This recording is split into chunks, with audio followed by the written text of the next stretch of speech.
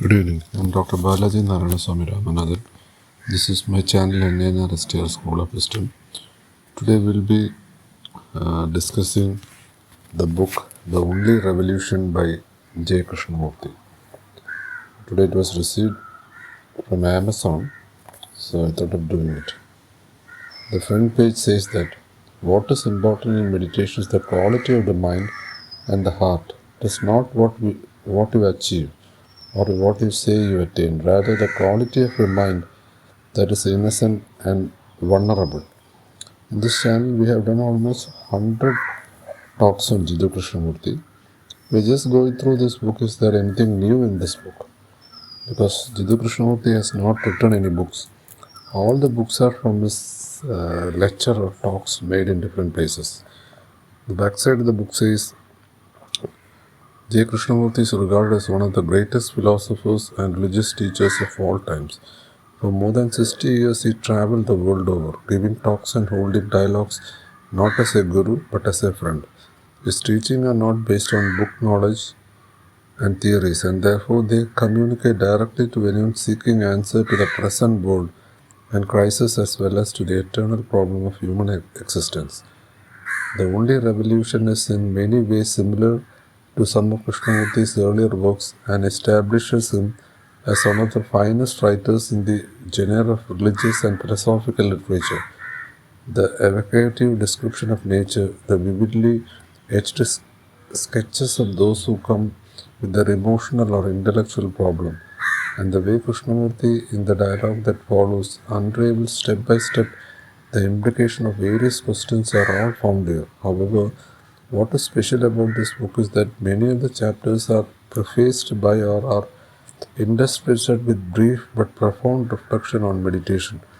Also, we come across a wealth of characters and a range of existential questions posed by them. A rich and successful lawyer who is believer in Vedanta, a young lady who has lost in quick succession her husband as well as her child, a gunnery instructor whose livelihood forces him to teach others the art of killing, but is seen on finding God, a school teacher profound of his ancient race and tradition, a sannyasi swearing by isolation, and a psychoanalyst quite tearful about her loneliness, a young man wanting to lead a religious life, an artist enclosed within the dream of his own gifts, a mathematician, a scientist, a film director. The book is published by Krishnamurti Foundation Trust. The first edition was edited by Mary Littiens 1971. This edition was forward October 2020. There are 15 speeches made in India, then 16 to 20 in California, then 21 to 40 in Europe. The forward it says, those who are familiar with the 3 volumes of commentaries on living by Krishnamurti will find The Only Revolution published in 1970 is in a way a sequel to the earlier series published between 1956 and 1960. The evocative description of nature, the vividly etched sketches of those who come with their emotional or intellectual problem, and the way Krishnamurti in the dialogue that follows unravels step by step the implication of various questions are found here.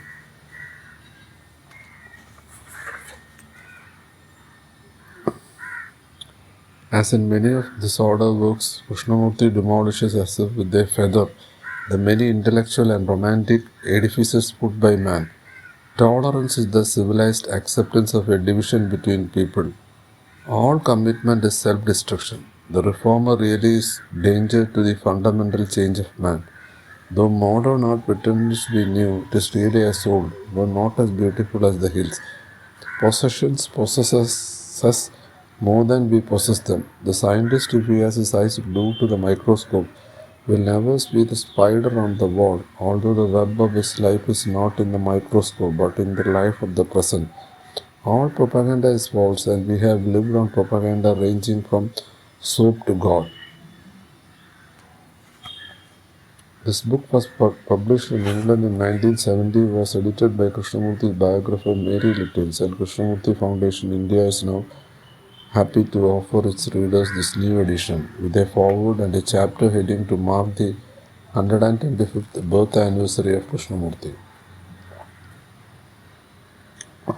The first talk: Truth is not a second-hand affair. Meditation is not an escape from the world. It is not an isolating, self-enclosing activity, but rather the comprehension of the world and its ways. The world has little to offer apart from food, clothes, and shelter, and the pleasure with its great sorrows. But beyond all this and not related to this struggle, this vanity and despair there is, and this is not a theory, a stream, but that has no beginning and no end, a measureless moment that the mind can never capture. When you hear this, obviously you are going to make a theory of it, and if you like this new theory, you will propagate. But what you propagate is not the truth. The truth is only when you are free from this anxiety and aggression which now fill your heart and mind.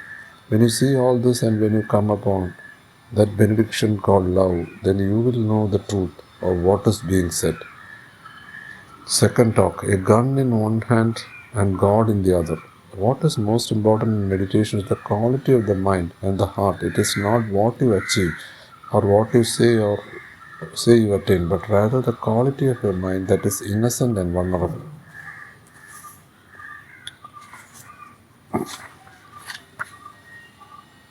Reality is not at the end of the stream of thought, and the empty heart is filled by the words of thought. We become very clever, inventing new philosophies, and then there is the bitterness of the failure. We have invented theories about how to reach the ultimate, and the devotee goes to the temple and loses himself in the imagination of his own mind. The monk and the saint do not find that reality, for both are part of a tradition of a culture that accepts them as being saints and monks. The dove has flown away, and the beauty of the mountain of cloud is upon the land, and the truth is there, where you never look. Third talk: gap between the intellect and the heart. It was an old Mughal garden with many trees. There were big monuments, dark inside with marble sculptures, and the rain and the weather had made the stone dark and the dome still darker. There were hundreds of pigeons on these domes. They and the crows would fight for a place, and lower down on the dome were the parrots coming from everywhere in groups. There were nicely kept lawns, well trimmed and written. It was a quiet place, and surprisingly there were not too many people. Of an evening, the servants of the neighborhood with their bicycle would gather on a lawn to play cards. It was a game they understood, but an outsider looking on couldn't make head to tail at all. There were parties of children playing on lawn of different tones.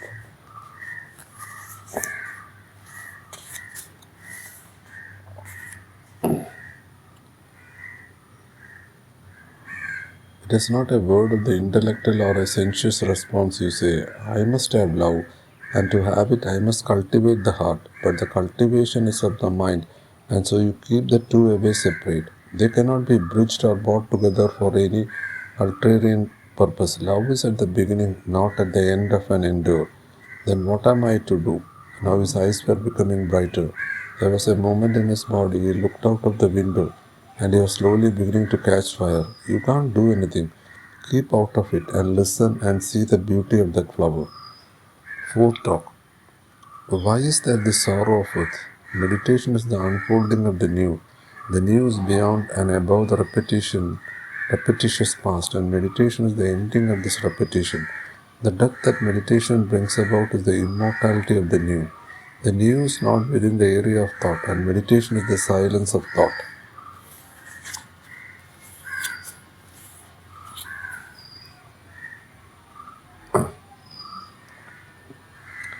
Consciously or unconsciously, we are all utterly selfish, and so long as we go what we want, we consider everything is alright. But the moment an event takes place to shatter all this, we cry out in despair, hoping to find other comforts which of course will again be shattered.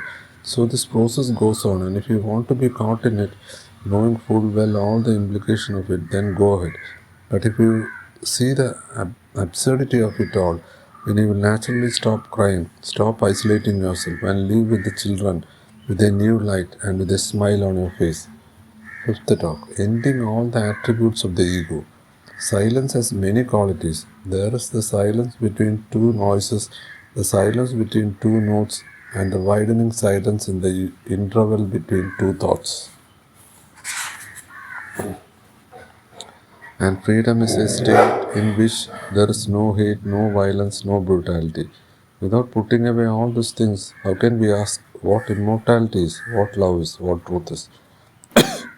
Sixth dog. The looking is your guru. If you set out to meditate, it will not be meditation. If you set out to be good, goodness will never flower. If you cultivate humility, it ceases to be. To see, you must be free from all authority, tradition, fear, and thought. With its cunning words, truth is not the same far distant place. It is in the looking at what it is. To see oneself as one is that awareness into which choice does not enter is the beginning and ending of all search. Seventh dog. Austerity in self-abandonment. Thought cannot conceive or formulate to itself the nature of space. The doing is not separate from what it is. It is the separation that brings conflict and ugliness. When there is not the separation, then living itself is the act of love. The deep inward simplicity of austerity makes for a life that has no duality. This is the journey that the mind has to be take to come upon the beauty without the world. This journey is meditation. Eighth talk. Worldliness and aloneness. Meditation is hard work. It demands the highest form of discipline. Not conformity, not imitation, nor obedience, but a discipline which comes through constant awareness, not only of the things about you outwardly, but also inwardly.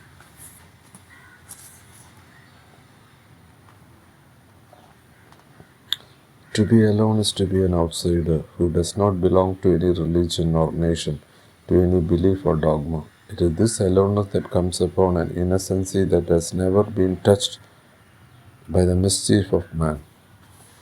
Ninth talk. There is nothing original about thought. Do not think that meditation is a continuance and an expansion of experience.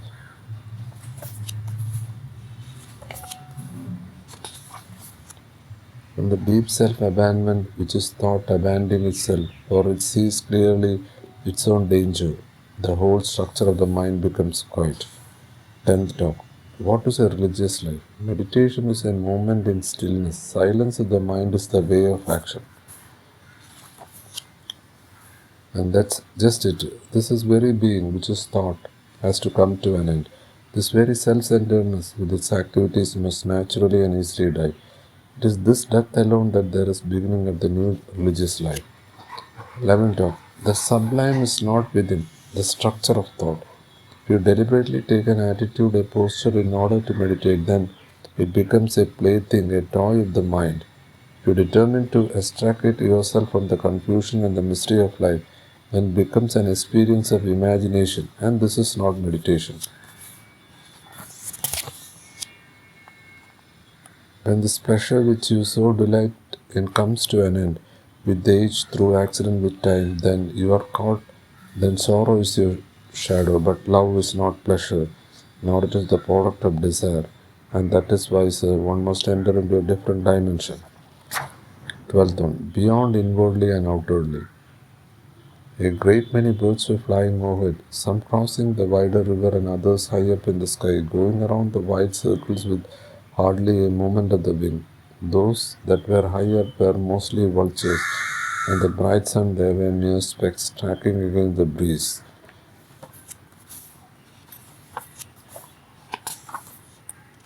See the action of your mother-in-law and see your responses without the further response of pleasure and pain.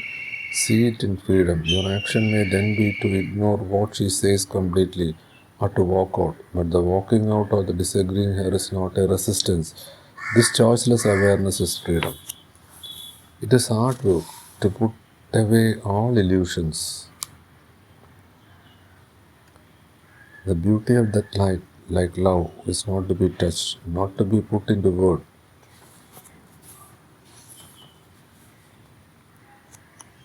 These two, seeing and freedom, are absolutely necessary. Freedom from urge to see, freedom from the hope that man always gives to science, to technology, and to religious discoveries. The soul breeds illusion to see this is freedom, and then there is freedom you do not invite. Then the mind itself has become the measureless. 14 talk. Where does sacredness lie?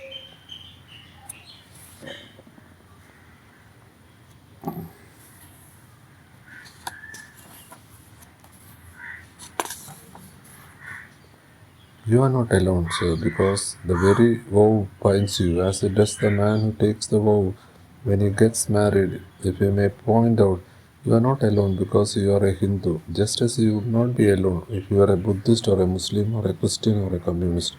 You are committed, and how can a man be alone when he is committed, when he has given himself over to some form of ideation, which brings its own activity? The word itself alone means what it says: uninfluenced, innocent, free, and whole, not broken up. When you are alone, you may live in this world, and you will always be an outsider. Only in aloneness can there be complete action and cooperation, for love is always a whole. 15th talk. Love without pleasure.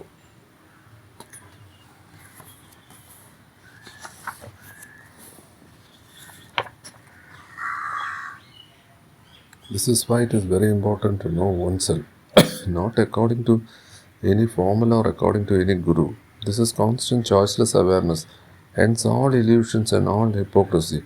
Now it was coming down in torrents, and the air was very still, and there is only the sound of the rain on the roof and on the leaves. The only revolution, speeches in California, 16th one. Then now was the silence of yesterday.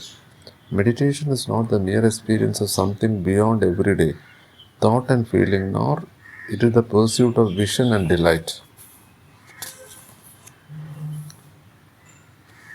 To see what is without yesterday is the now. The now is the silence of yesterday. 17th talk. It is only truth that makes the mind free. Meditation is a never-ending moment. You can never say that you are meditating or set aside a period for meditation. Innocence can be the only with the death of yesterday, but we never die to yesterday. 18th talk. Helping sick people fit into a sicker society. Meditation is emptying the mind of the known. The known is the past. She became very silent, withdrawn into herself. It was difficult for her to control the tears that were coming down the cheeks. Like beauty, it cannot be touched by the paintbrush. One has to abandon the total disorder of oneself. 19th talk. Let the mind be empty.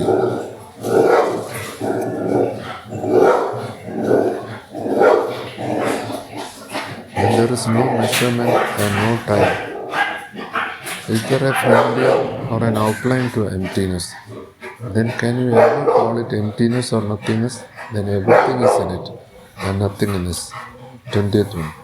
Living both in the valley and on the mountain top.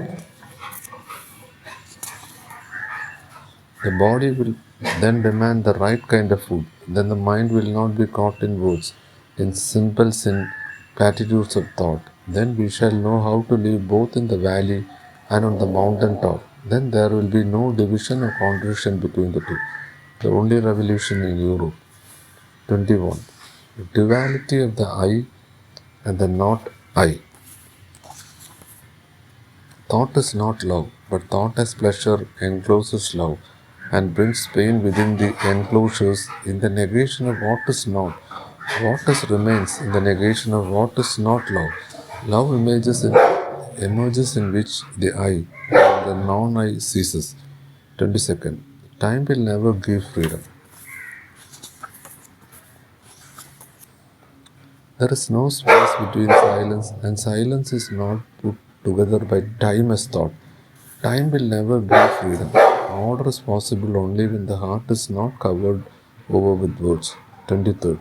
You are both the observer and the observed. A meditative mind is silent. It is not the silence which thought can be conceived of. It is not the silence of still evening. Sorrow cannot end by thought. When time stops, thought as the way of sorrow ceases. It is thought and time that divide and separate, and love is not thought or time. 24th one. All commitment is self-destruction. You cannot come back. If you come back, you will follow the old patterns and sorrow will pursue you as a cloud is driven by the wind. The only thing you can do is to see that to lead one's own life separately in secret, demanding the continuity of pleasure is to invite the separation of death. In separation there is no love. Love has no identity. Pleasure and the seeking of it build an enclosing wall of separation. There is no death when all commitment ceases. Self-knowledge is the open door. 25th. Divided by our specialized field. Thought has constructed this culture of aggression, competition and war. Yet this very thought is groping after order and peace. But thought will never find order and peace will do what it will. Thought must be silent for love to be. 26th law. Intellect will in no way solve our human problem.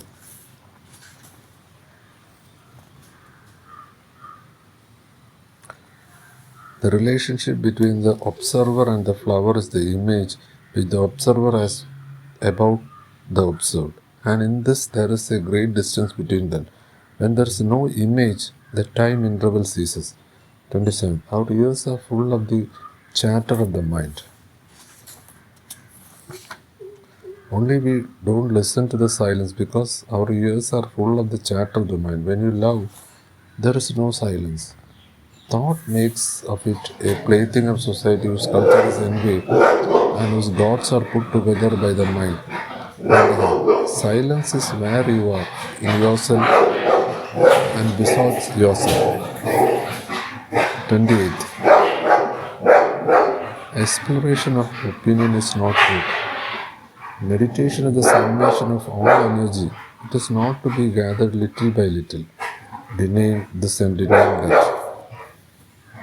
Sensitivity is attention, which is intelligence. Intelligence has nothing to do with knowledge or information. Knowledge is always the past. It can be called upon to act in the present. But love is the present. Intelligence is always in the present and of no future. 29 speech. What is called relationship is self-centered activity. For love is not tomorrow. Love is not a thing of thought. Love has no past or future. When you live completely today, there is a great intensity in it, and its beauty which is untouched by ambition, by jealousy or by time. There is relationship not only with man, but with nature, with the flowers, the earth and the heaven. In that, there is the intensity of innocence, living then has a wholly different meaning. 30th. Why don't you begin from the other shore?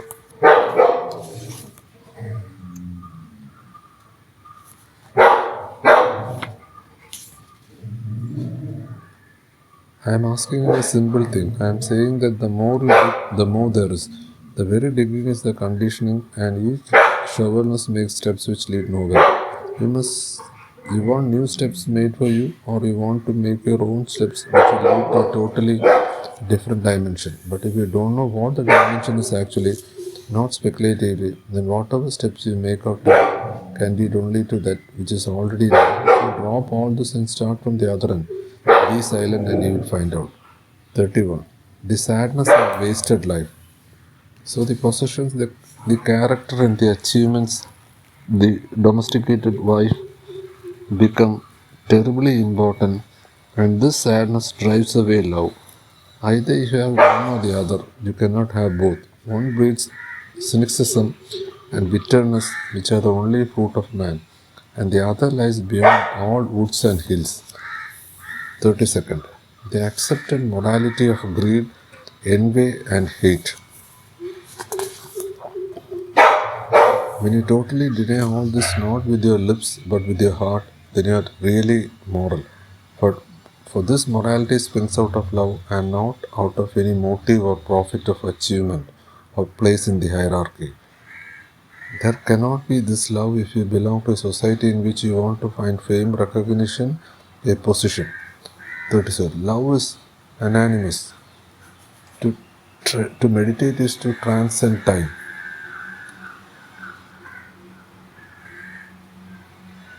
Love cannot be forgotten by thought or by good works. The denial of the total process of thought becomes the beauty of action, which is love. Without this, there is no bliss of truth.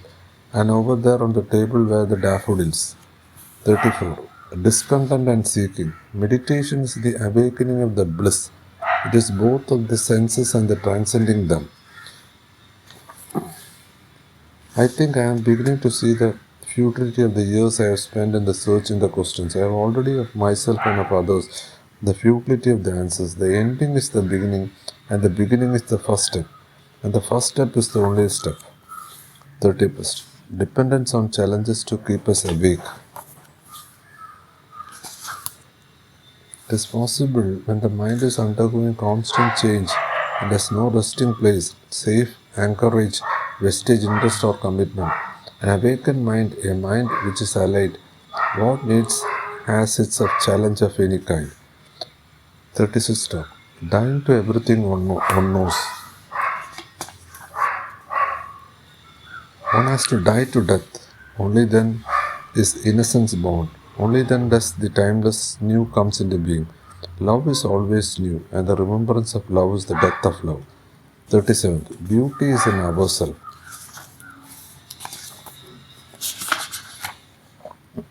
You don't draw the line, but the seeing brings its own action. When you say, "Where am I to draw the line?" it is the interference of thought which is frightened of being caught and wants to be free. Seeing is not this process of thought. Seeing is always new and fresh and active. 38. Where is God to be found? Truth is not yours or mine. What is yours can be organized, enshrined, exploited. That is what is happening in the world. But truth cannot be organized like beauty and love. Truth is not in the realm of possessions. Life begins where thought ends. If I may make a suggestion, don't think it over. See it now as it is. From the seeing, something new will happen. But if you think it's over, you are back again in the same old trap. 40th. Revolution in the mind and heart. The highest form of sensitivity is the highest intelligence, and no drug ever invented by man will give this intelligence. Without this intelligence, there is no love, and love is relationship. Without this love, there is no dynamic balance in man. This love cannot be given by the priest or the gods, by the philosophers or by the golden drug. So that ends the book. So what we are doing in this channel, we have given almost 100 talks by Jiddu Krishnamurti on meditation, choiceless awareness, a lot of things. So today we were just going through this book to see anything new is written here. See, there are only few things JK have told, the cardinal ones. One is freedom from the known, that is our conditioning mind. Then imaging, whatever we see, we are not seeing it as pure, there is no love. We see it imaging. Then he says, we are not going through with choiceless awareness. We are going with conditioned awareness. Then JK says, you are the world. Means the world is not outside and the violence is inside. So he says, we are all in separation. Conflict comes in separation. So in separation, love will not come. So those who are not subscribed may kindly subscribe, and if you think this is useful for anyone, kindly share with it. Thank you.